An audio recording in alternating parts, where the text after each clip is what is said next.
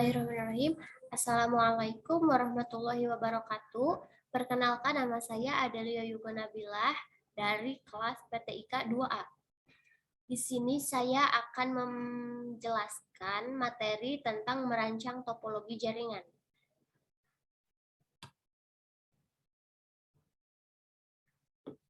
A. Pengetahuan dasar konsep desain jaringan.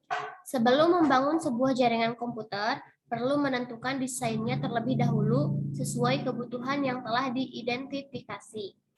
Desain tersebut juga merupakan faktor utama dalam menentukan besar dana yang harus dikeluarkan dalam pembangunan sebuah jaringan komputer. Perencanaan dari desain jaringan komputer maupun relokasi ini tentunya disesuaikan dengan tata letak ruangan atau tempat di mana akan diinstal jaringan. Sehingga antara desain jaringan komputer dengan desain interior ruang tetap terserasi dan tidak saling merusak. Hal-hal yang harus diperhatikan ketika menentukan konsep desain jaringan. Yang pertama, memilih hardware jaringan. 1. Network interface card. Yang kedua, switch atau hub. Kedua, memilih sistem operasi. Yang pertama, sistem operasi server. Yang kedua, sistem operasi klien. Yang ketiga, merakit jaringan komputer. B. Jaringan untuk kebutuhan bisnis. Di pergulatan bisnis, network atau jaringan itu benar-benar sebuah kebutuhan.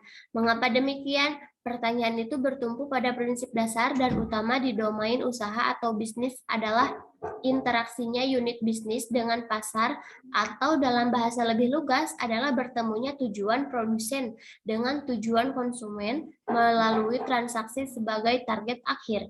Tidak mungkin bisnis akan tetap eksis jika tidak ada transaksi. C. Topologi jaringan dan jenisnya.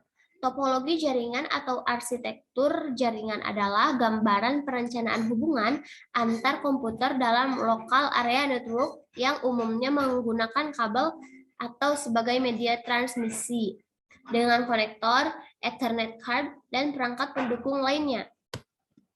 Jenis dari topologi jaringan. Ada topologi bus, topologi ring, topologi star, topologi daisy, chain atau linear, topologi tree atau hierarchical, topologi mesh dan full connected, topologi hybrid. D. Pemilihan penggunaan sistem kabel atau wireless. Penggunaan sistem kabel dengan ditemukannya serat optikal dalam sistem kabel, maka terjadi pula perubahan yang signifikan terhadap sistem telekomunikasi. Serat optik yang dapat mempromosikan suara sebagai penghantar dianggap lebih efisien. Hal ini disebabkan bentuk serat optik yang lebih kecil, kualitas yang baik, dan daya tahan terhadap interferensi. Penggunaan sistem nirkabel atau wireless dengan sistem. Hampir sama dengan sistem kabel, wireless system juga membutuhkan suatu alat pemancar atau transmitter untuk memancarkan sinyal atau materi komunikasinya.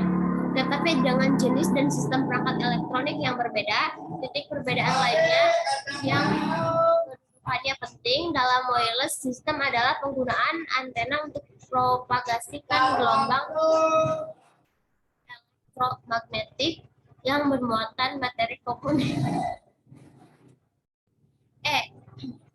Cara menghitung fisikal